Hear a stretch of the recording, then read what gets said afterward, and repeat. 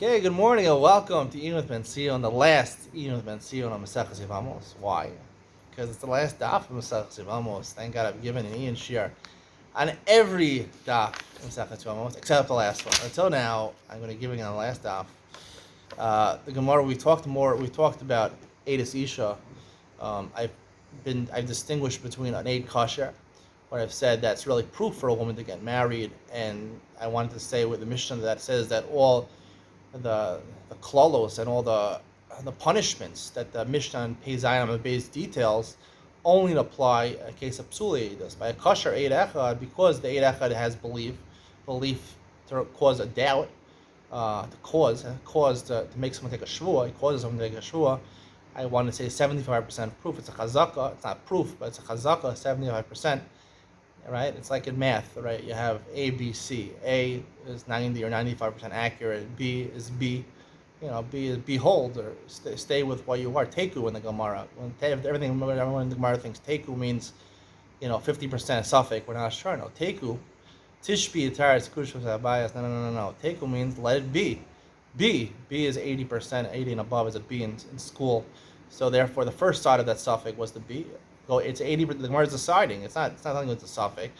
The Gemara says, right, maybe it's like this, or maybe not like that. So, right, usually the second side is the weaker side. So therefore, the first side is 80%, and it's proof. It's a good proof. But then there's something called chazaka, which is a C, which is cause. C stands for cause. A C, 75% above, I would say, is a C. And then a D is doubt, suffix, right? Doubt. That's between 65% and 75%.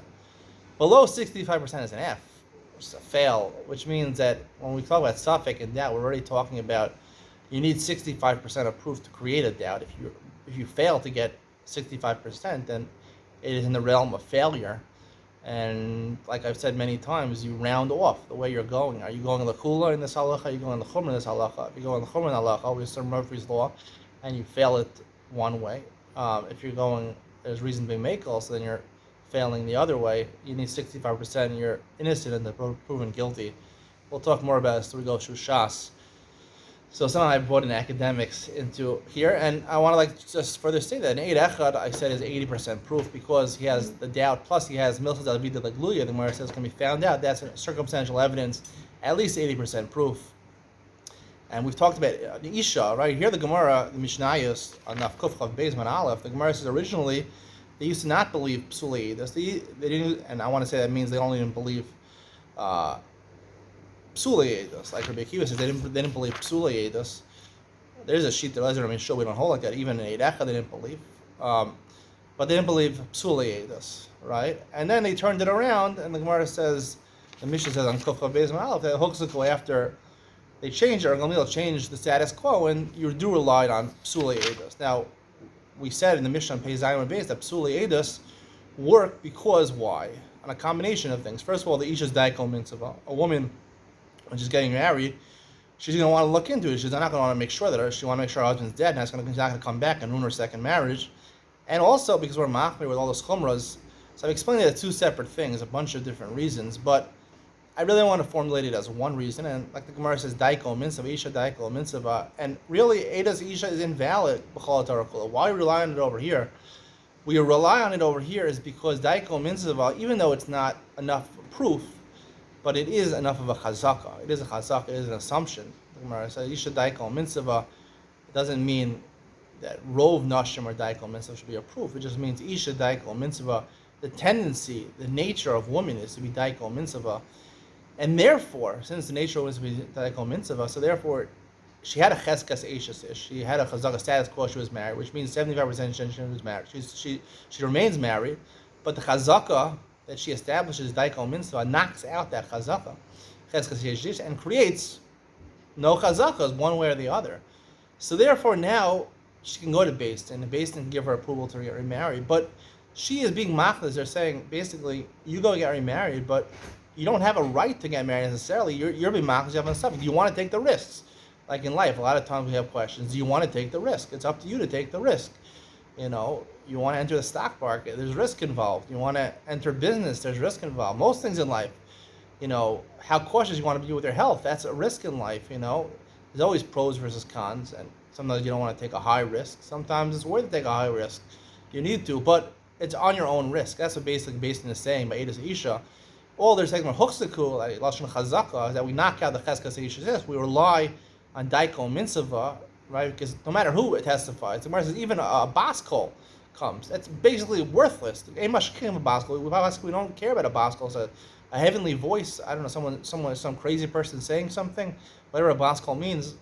I mean, why do you give reckoning to this? Only because when you have a woman who's going to base herself on something, right? The woman, if there's no proof at all, the woman's not going to be Daikol Mitzvah. Just assume the husband's alive. But if you have some proof, there's something that gets the ball rolling, right? Someone claims on some mountaintop, like the Mishnah says, or a Baskol comes, she's going to be Daikol Mitzvah. She's going to check into it. And the fact that she checked into it, so Benzion says, that weekend is Reusa, it ruined the Cheskes Hishis, there's no Chazakas anymore. Take the risk. It's on your own risk, right? It's on your own risk. And you have the choice whether you want to do it or not. And that's why the Mishnah on Pei Zayin says that because you didn't have a heter to do it, if you had permission from a kosher Eid Echad or Shtei Eidim, so then you're not responsible anymore. It's not considered adultery, right? Because you had sufficient proof in order to get remarried.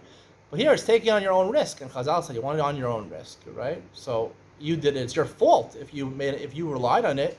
You relied on your own calculations. You made a mistake. The husband comes back. So therefore, they have so many chumras that they, tasting mizeh. She loses her ksuv from both of them. So that's really the difference over here. And Daiko Mitzvah, in the last year, Masechet Yevamos we're establishing, has a status of chazaka. No matter as long as a baskol, a shifcha, edmi ph, something gets the ball rolling, it's going to cause her to be Daiko Mitzvah. So that Daiko Mitzvah is enough to establish a chazaka that ruins the chezka sheishish and creates a doubt, a suffix. And now we're in the ballpark of suffix. So if at your own risk, Benzion says you want to get remarried, go get remarried. That's what I have to conclude Masechet Yevamos. We are constantly in life in a makom of suffix. Most people, when it comes to decision making, we have lots of sveikos. There's no simcha ala kadar sveikos. It's very nice to get out of your sveikos. But unfortunately, the concept of free will dictates that you have to take risks in life and you have to make decisions, and a lot of times those decisions are hard to make, are the ones that you have to take the risk. Just do it. Just do it. I saw my Kinderlach, also slogan by Nike, and similar to my slogan I have, it's called Just Daf It. You can guess where that's from, where I took the idea from.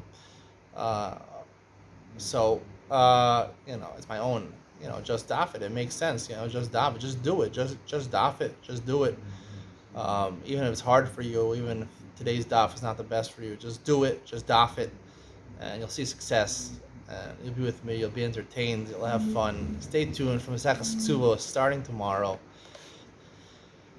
It's going to be worth it. It's going to be a joy, right? I've learned Masechet Ksuvos numerous times. I think it's the Masechta I've learned the most, maybe in Seder Nashim and Ezekiel. Besides Sukkah, I think I learned Sukkah the most. Maybe number 2 is Ksuvos. So I have a lot of background in Ksuvos. It's going to be very enjoyable to learn with me.